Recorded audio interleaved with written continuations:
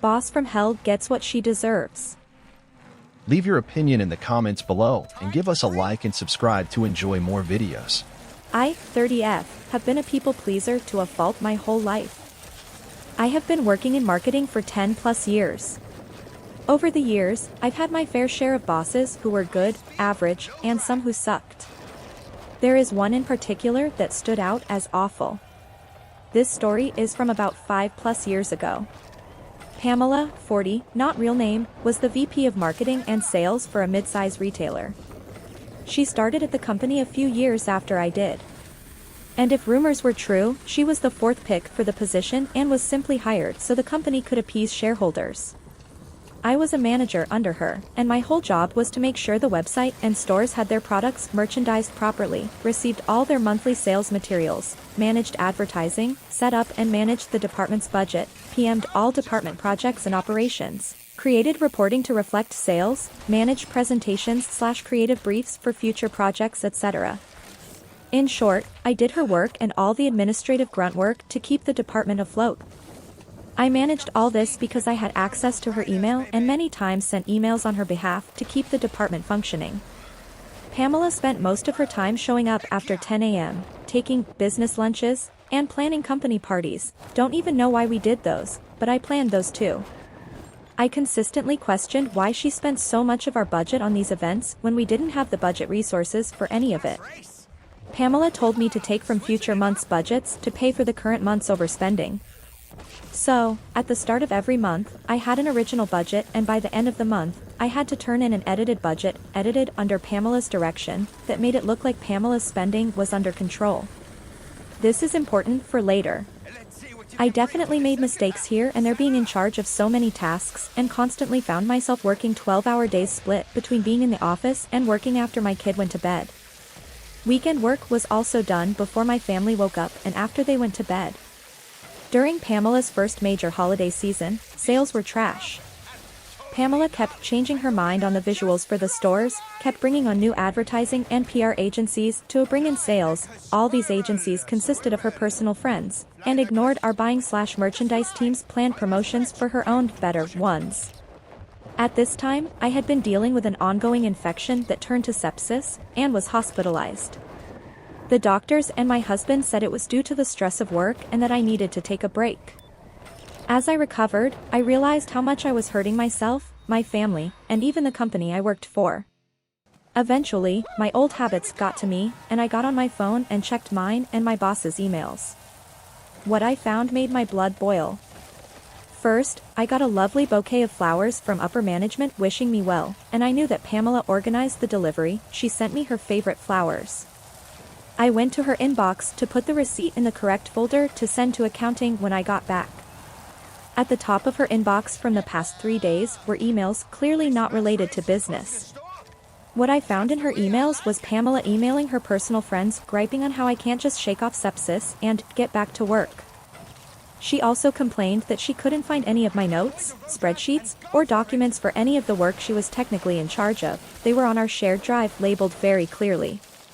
Finally, I found an email where she sent a friend from a previous company asking for advice on how to bring in sales and save her job. In this long thread, this old colleague asked if there was anyone managing most of the work, and of course, Pamela said I was. This colleague explained that clearly it was my mismanagement that was causing issues and that I could be blamed if sales didn't pull through by the end of the season. Pamela mentioned that I was in the hospital and repeated comments from her other email thread. This person said that she couldn't outright fire me because it could seem like retaliation because I needed to take emergency medical leave. But, if Pamela could prove I was stealing from the company or misusing company resources, then she would have grounds to have me fired, and use me as a scapegoat. Upon my return, Pamela called me into her office and said she was worried I was taking on too much, and wanted to take work off my plate.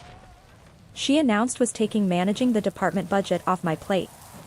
She asked me to only drop of a small stack of invoices to accounting.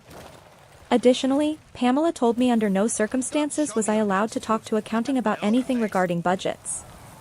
Also, if I had any concerns about the department or workload, I wasn't allowed to go to HR, I had to discuss it directly with Pamela. Oh, yeah, I could see where this was going. Unfortunately for Pamela, I had built a rapport with Lois of 50s, not real name, who was our main accountant. Lois always said that she would do everything in her power to help me should I ask. Knowing this, I grabbed the stack of invoices off Pamela's desk to give to accounting. I also added the email threads I read while I was in the hospital, and the current unedited budget that Pamela hadn't touched yet for the month. I also found in my filing cabinet the hard copies of old budgets with Pamela's handwriting on what numbers to change to balance our budget. Finally, I added an email from our first round of budget adjustments where Pamela's subtlety threatened to put someone else in my job if I couldn't do what she asked. So, I walked and dropped off the invoices to accounting when I bumped into Lois. She brought up invoices, and I sternly looked at her and said Pamela is the only one in our department that Lois is allowed to talk to about our budget and invoices. Lois saw the suspiciously thick file folder on her desk, gave a firm nod, and lovingly kicked me out of her office. Within the week, Pamela was fired. From what I understand, she has been continually job hopping for the past few years. The CEO and HR brought me in to personally apologize for everything I went through and gave me a paid 1-week vacation to take at my discretion. Given other issues with this business, I left after another year. Which brings me to today. I am, once again, a manager for sales and marketing.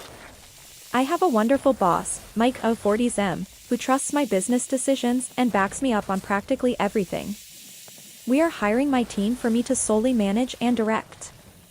Today, I looked through the applicants and found Pamela's resume sitting among dozens of others. I stared at her name, wondering how many other people share her name. Upon review, yup, it's her. She definitely fell down the corporate ladder, with VP of our old company being the highest title she earned.